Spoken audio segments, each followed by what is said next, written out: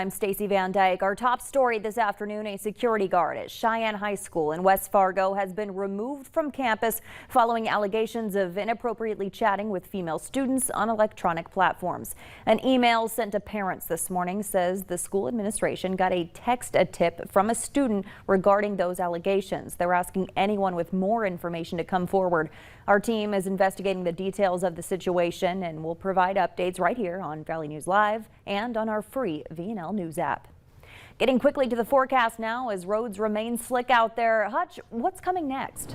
Well, tell you what, we had a huge warm up yesterday and temperatures have been steady to slowly falling for most of us throughout the day today. So it looks like we're on our way to another very chilly overnight tonight. Taking a look at what we have going on across the area, a few clouds building in, but we have single-digit readings. For most of us, we remaining at or above zero for the time being, but it's this early evening activity here where we have the clear skies and decreasing winds. We're expecting temperatures and wind chills to be the coldest. It feels like 15 below for many of us here in the valley. Today's temperature change over yesterday at this time, 20 to 30 degrees colder, so the roller coaster ride does continue here across the valley. Here's a look at wind speeds. They're northerly and northwesterly at 10 to 20 miles per hour, and skies are clearing out. The coldest of the nighttime hours is going to be between now and say midnight as we drop down into the teens below.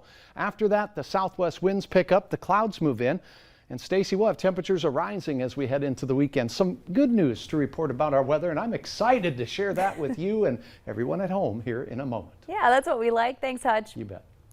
A Minot man has been found guilty of 6 counts of sexual exploitation of a minor and 1 count of receipt of images depicting the sexual exploitation of a minor. Court documents say 46-year-old Derek Walker sexually exploited multiple children ranging in age from 1 to 6. A co-defendant in the case, Katie Hedinger, already pleaded guilty to sexual exploitation of a minor and is scheduled to be sentenced in March. No sentencing date has been scheduled yet for Walker. A Jamestown man is in custody on suspicion of continuous sexual abuse of a child. Jamestown police say they were notified on January 13th by a human service official of a possible sexual assault, and after a long investigation, they arrested 35-year-old Christopher Muskie yesterday. He was transported to the Stutsman County Correctional Center where he awaits formal charges. That incident remains under investigation. Moorhead police say they need your help finding a burglary suspect. Police say the person in this photo is the suspect in 2 Domino's Pizza burglaries. The incidents happened after hours at the 21st Street location last month. If you have any information, call 218-299-5120. For almost 30 years, deaths from car crashes steadily dropped in the country, but recently that number has been on the rise, taking the lives of drivers, passengers, and pedestrians. Now the federal government has a new plan, they say, to keep Americans safe. Michael George reports. This is a national crisis. Transportation Secretary Pete Buttigieg says U.S. roads are becoming deadlier. Preliminary data shows more than 20,000 people died in car crashes during the first 6 months of 2021. That would be the largest number since 2006. The number of pedestrians killed is also on the rise. As people drove at higher speeds, more recklessly, more distracted, it is disproportionately impacting some Americans more than others. People of color, Native Americans, low-income communities. In an effort to lower deaths, Buttigieg is releasing a new national roadway safety strategy. It includes rethinking speed limits and studying greater use of speed cameras. There's also $6 billion in grants for safer road designs, including bike lanes, better lighting, and crosswalks.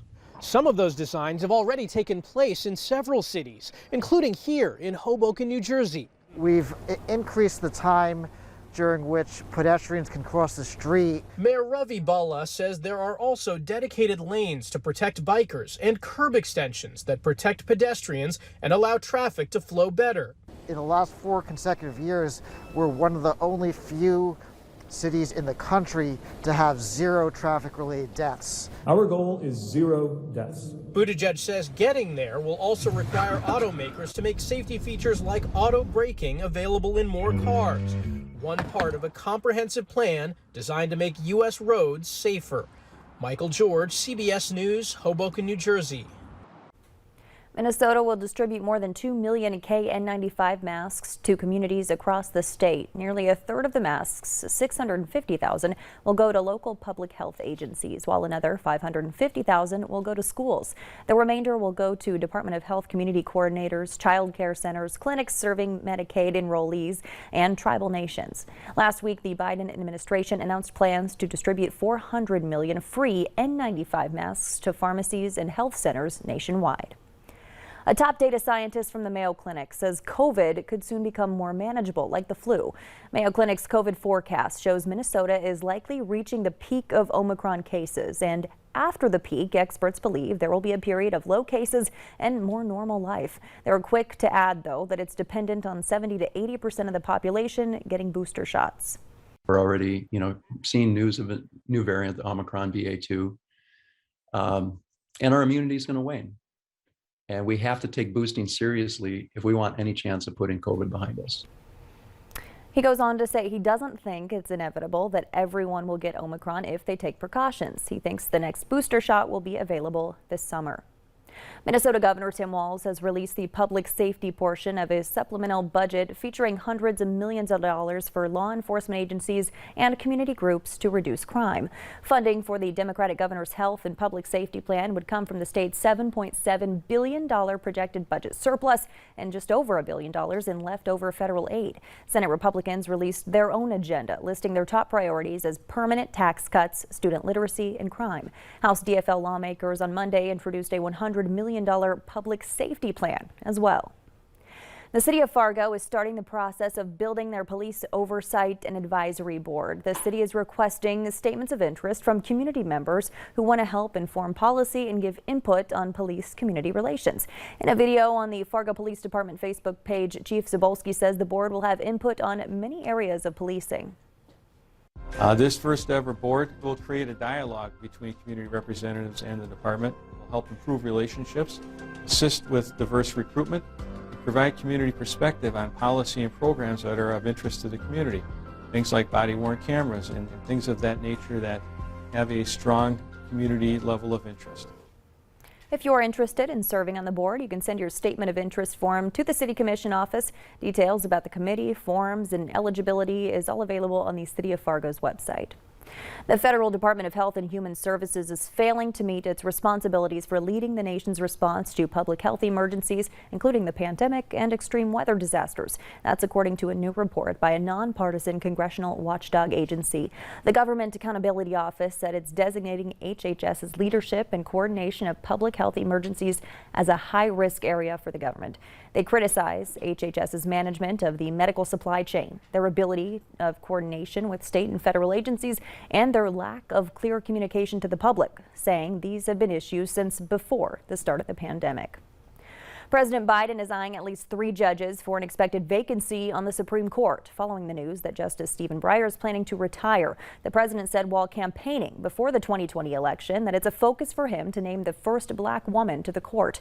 Any choice would need to be approved by the Senate. The teen charged with killing 4 students at a Michigan high school will pursue an insanity defense, according to his lawyers. The attorneys filed a notice today. 15-year-old Ethan Crumbley is being charged as an adult with murder and other crimes for the shooting at Oxford High School on November 30th. The filing comes the same day as a new lawsuit alleging negligence by school officials and Crumbley's parents over the attack. The U.S. economy recovered better than expected in late 2021. According to the Commerce Department, GDP, which is the sum of all goods and services, rose 6.9% by the end of last year. However, Federal Reserve Chairman Jerome Powell says recovery isn't the same for people across the country in different industries and those struggling most with inflation and higher costs. High-frequency indicators point to reduced spending in COVID-sensitive sectors, such as travel and restaurants. And activity more broadly may also be affected as many workers are unable to report for work because of illness, quarantines, or caregiving needs. Chairman Powell announced the Federal Reserve will begin to roll back some of its financial assistance to the economy. The cost of keeping a roof over your head shot up last year. According to Realtor.com, rent surged more than 10% on average in 2021. By the end of last year, the national median for a one-bedroom apartment was more than $1,600. That's up 19% from the year before. And after last year's hot real estate market, experts are looking forward to 2022. Many predicting low supply, but a slightly cooler pace than last season. Local real estate agent Catherine Anderson says national trends don't always reflect our market when it comes to price and demand. A decrease of 12.7%. Nationally, the home sales were down 11%. So we're higher than that national average. So there really is a demand, which is good news if you're a seller. You have a lot less competition when you're going to sell your home. Catherine says if you're a seller, you can still expect a quick sale of your home. And if you're a buyer, now's the time to lock in interest rates before the Federal Reserve raises them, which could happen as soon as March. If you're trying to get help